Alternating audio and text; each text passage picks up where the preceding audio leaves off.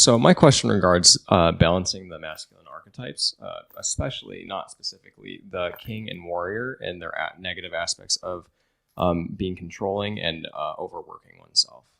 Yes, we are the Pleiadians, and we recognize these archetypal patterns are a great focus for many of you right now. If you consider that these are not just as they show themselves to be in certain archetypes, and see below them as to the pattern and how they fit together, you have the ability to maneuver this time on your planet far greater. And we want to use those as our explanation of how those patterns are being changed.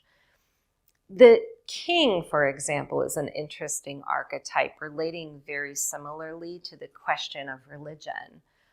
Those that were in power, for example, at times in ancient civilizations, came into that position of power because of the amount of love and respect that they held for their people. It is not unlike in some of the higher councils and dimensional realities that many of us exist in. These councils come into being because they are holding the highest integrity in making decisions for all. But there came a point in time where material wealth and focus changed the archetype.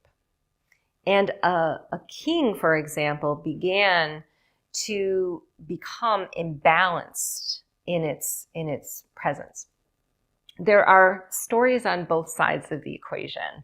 Most of those that have been revealed to humanity have been the ones that have been very hierarchical or patriarchal. And the reason is these match your current vibration. You are literally uncovering history and stories of what was based on how your DNA is matching them. So as you know, you have a very patriarchal focus and history on this planet, and this is coming to a crossroads at this time. So as you look back and understand that some of you carry the prototype for that DNA genetic in your own patterns, you're coming to realize there are parts of you that have been tricked or fooled into only one side of history. So the question becomes how to change the archetype and get into alignment with perhaps being the king or the ruler of your own life, or one that is in the highest benefit of all. And this is how we often look at archetypal transition or healing. When you are installing the archetype of a god, gods can be looked at in many lights. There have been many stories and much history shared on your planet about wars that gods have started. But it is not that history that you want to relate with. It is the God within you that is calling forth the matching vibration of any archetype of that God. So the question is not, how do we change it on a mass scale? Because the only way it changes on a mass scale is how we associate with it individually first. The patriarchal theme that runs through many of the archetypes, the two especially that you have brought up, are the ones that are the most important focus at this time. And this is why, of course, there's an overabundance of the draw to a more feminine history and feminine masters. It's coming to contradict and to balance that, and it is not based on gender.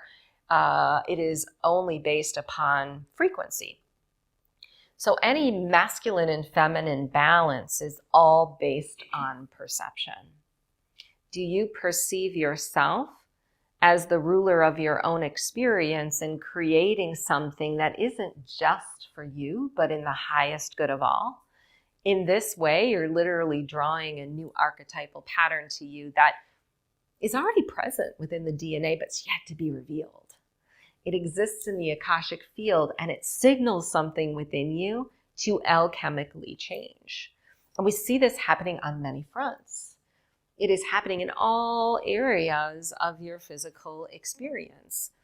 These archetypes, it is no mistake that they would relate to some of you so personally, because it's showing you where you have deviated from the self and taken on something that wasn't natural or imbalanced.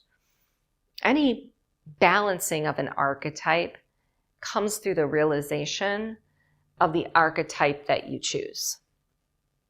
So feminine and masculine in a collective sense is something that we see constantly changing in every moment on this planet. What's interesting to us is that the feminine sometimes surges so out of control that you lose sight of your physical ability to affect change. And sometimes the masculine within you is so present that it's in fear of its feminine. But we come to explain that there is room for deviation. Even in ancient civilizations, masculine and feminine being imbalanced may not have been a constant state, but it was understood how to bring that constant state into being with some spiritual practice. So we recommend that spiritual practice to you, not out of balance, of course, but in perfect synchronicity with physical action, because that is how you hold that constant state of balance, allowing it to deviate at times where necessary, perhaps where there is a situation in your life that requires a bit more feminine than masculine or a bit more masculine and feminine, but always in, we don't like to use the word control, but always in your power to balance it at will.